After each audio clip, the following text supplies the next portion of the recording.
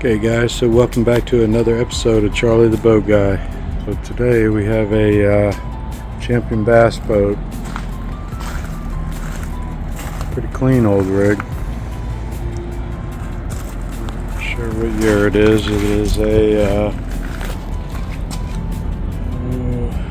hard to tell.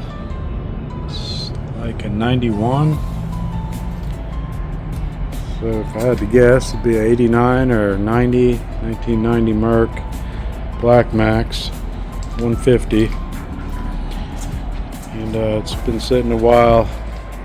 Runs nice, but needs a water pump. It's not pissing any water at all. So we're going to go ahead and do a water pump on this today. I don't have my GoPro. My brother-in-law has my truck and all my camera gears in it. So I'm going to try to use my phone. So the first thing we're going to do is remove the transom saver. We've got these heavy straps right here.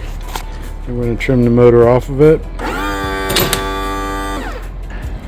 I'm just going to move it out of my way.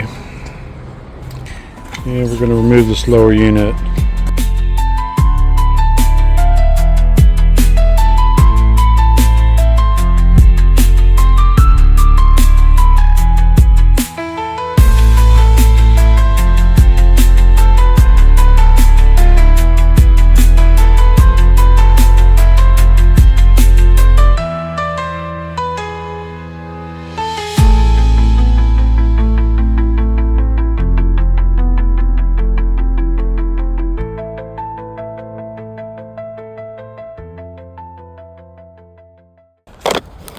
I'm going to show you a few things while I'm here. These bolts in the back on the 20-inch shaft motor, you're not able to get those completely out without lowering the lower unit down some so that you have enough clearance. On the 25, it's wider here and you can, but on the 20-inch shaft, you're going to just run these until they're about to hit the top of this.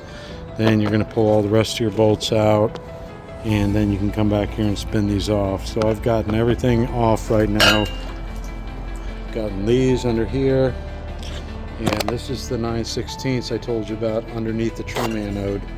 It's right there. So we're going to pull that one, and then we're going to lower this down so that we can get this out of here. As soon as I get this bolt out, I'm going to go back here and try to undo the water pressure line before we drop it lower. Okay, so one other thing to note is that underneath all of these should be a flat washer, and you're going to want to be careful not to lose these washers. A lot of times they'll stick inside of there, and what you're going to need to do is as you bring the lower unit down, they'll fall on the ground and you grab them then. Okay, so now we're on the water pressure line. Cut the zip ties that they put on, and here's the union. One end goes up to the speedometer in the boat, the other end goes down into the lower unit down here. These unions, when these hoses get dry, are very difficult to dismantle. So one thing I like to do is to heat the hose a little bit. Careful what you're heating, and when you're heating things, make sure that your area is clear. But let's see if I can get as much as I can over here. And I'm going to heat this hose up a little bit. We don't want to burn the hose, just want to heat it up. Just enough to soften it so that when we pull it, it's going to come off.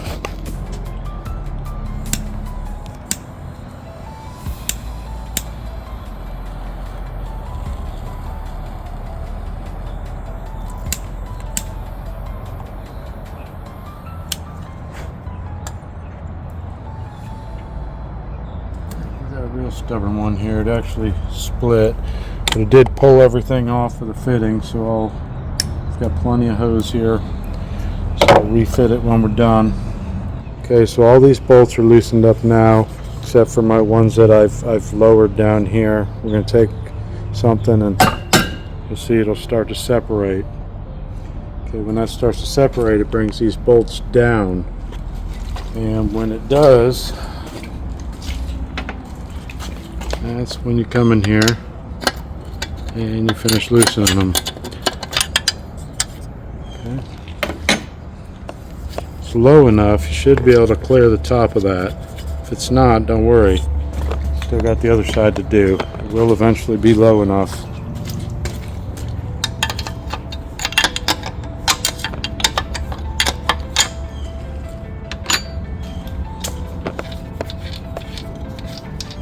Tap a little bit. Don't want it to fall, you just want to get your bolts off of there. Okay, so there's one of the washers right there that will fall out of these holes as you're removing it. Like I said, keep track of those. Okay, so this ain't quite low enough yet. This side might be hanging up. Yep. You'll notice even if they're hand tight, when you come back around, they may be tightened up again because of the lower unit coming down.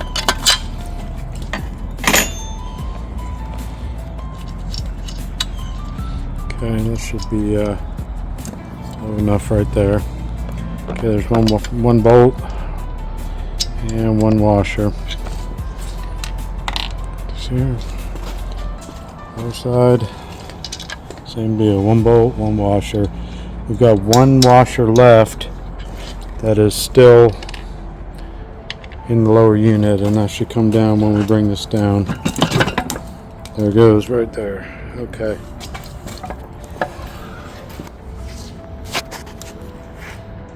Alright, so there's our gear case. This is our water pump housing. It's going to be held on by a 7/16, a 7/16, a 5/16, and a 1/2 inch. There also should be a rubber sleeve around here that slides down. I don't see it on this one, so we're going to make sure that's in there. There's a rubber grommet in here as well, and that is in there. So let me set my camera up so I can dismantle this thing. Okay, so apparently I'm not a very good cameraman. I didn't quite understand the concept of hitting the record button. So where we're at is this is your housing. It sits on top of here, and this is your water pump impeller. I've put the new water pump impeller in. While this is apart, I recommend that you grease all of these shafts right here, all these bolts, because you want to keep them from getting corroded. I also grease the bolt in the back, the nub, and grease the shift shaft splines, and I'll also grease the drive shaft itself. So I'm going to go ahead and put this housing back down. Okay, so now we got our housing zipped down. Turn the drive shaft to make sure we're not binding up or there's any problems. It'll be firm, but you know, should turn. Okay, we're turning. Now I'm going to get the grommet that goes down on top of here that I was talking about that's missing. Okay, so I got a grommet here, and this slides down the shaft.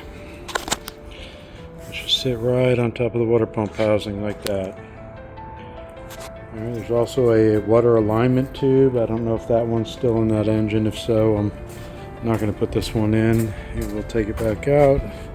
And yes, it is. That's to help you guide and line up the water tube as you're going up there, because it's very difficult to see, if not impossible.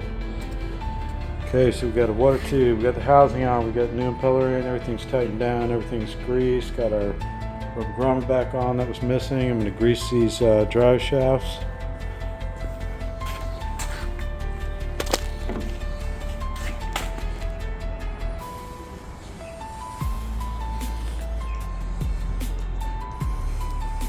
Grease it up real good.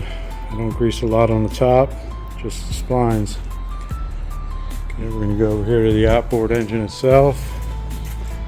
It's a freshwater boat, so fortunately I don't have a bunch of corrosion buildup here, which is nice. I do lots of saltwater boats. I'm actually very excited when a freshwater boat comes in. Grease these up as well. Okay. Yeah. We're going to put our lower unit back up, and when we do, we need to feed this through the tube by the shift shaft to make sure that's fed through there. As long as that's fed through there, we should be good. Then we're going to start lining this up and bringing it in. It's going to line up with these bolts, it's going to line up with the water tubes, it's going to line up with the drive shaft, and it can be tricky. And a lot of times you're going to have to rotate the power head to try to get the splines to line up on the drive shaft. So to do that, you're obviously not going to want to turn the key. So what I'll do is take the hood off. Okay, so you're going to want to take the hood off of your outboard motor. And this is pretty to see actually. This is a 1990 XR4 Mercury 150. And man, that is a clean motor. I actually like seeing old motors that are nice and clean and not abused or worn out. Very nice. Okay, so what I do is I take my start button, and on the starter solenoid you've got a yellow with a red stripe wire. That's your cranking signal from the key. And then you're going to hook up to your positive 12 volt coming in, so that when you hit the button it's going to crank. We need to make sure that there's no ignition. Key needs to be off. And you can even pull your safety lanyard if you want, but you don't want this engine starting when you hit that button. This is how I line up the gear case sometimes on some engines.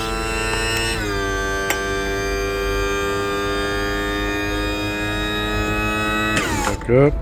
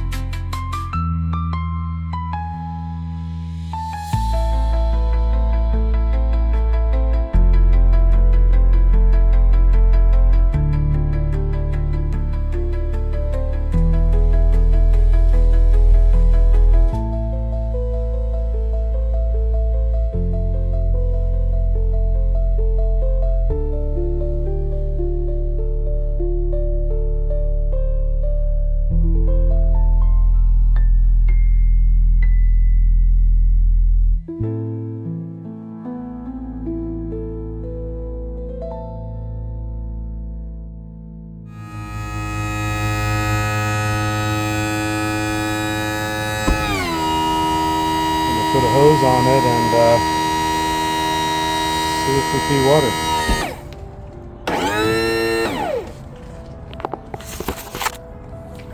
Okay, so the correct way to start one of these old Merc 150s, obviously first you're going to prime it up. Squeeze it until the primer ball is firm. And turn the water on.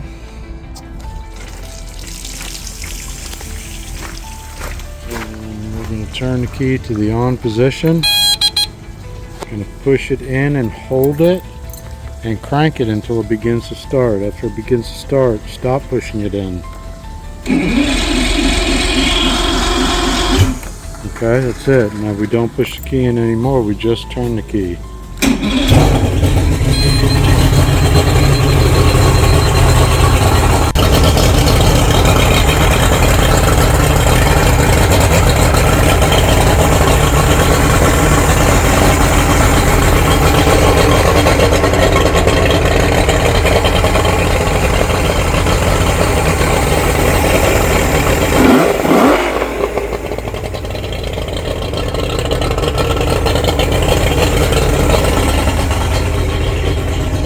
Shift it forward,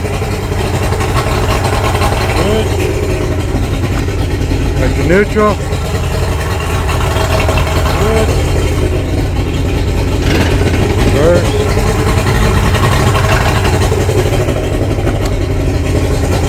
alright. Okay, so that means we've lined everything up. Starts, runs, P's, shifts. Should be good there. When I first started this engine, we had a beep, beep, beep, beep, beep, beep, beep. This oil tank here was low. It's about halfway full. The customer changed out his oil line on the other side, and I guess he didn't fill this tank back up. Our onboard tank is full. We are pushing oil, and now our on-engine tank is full as well. We got no beeps. Running nice and cool. Piston water. I'm gonna go ahead and change the gear oil on this thing, and I think it's ready to go back on the lake. Thank you guys. If you like these type of videos, please like and subscribe.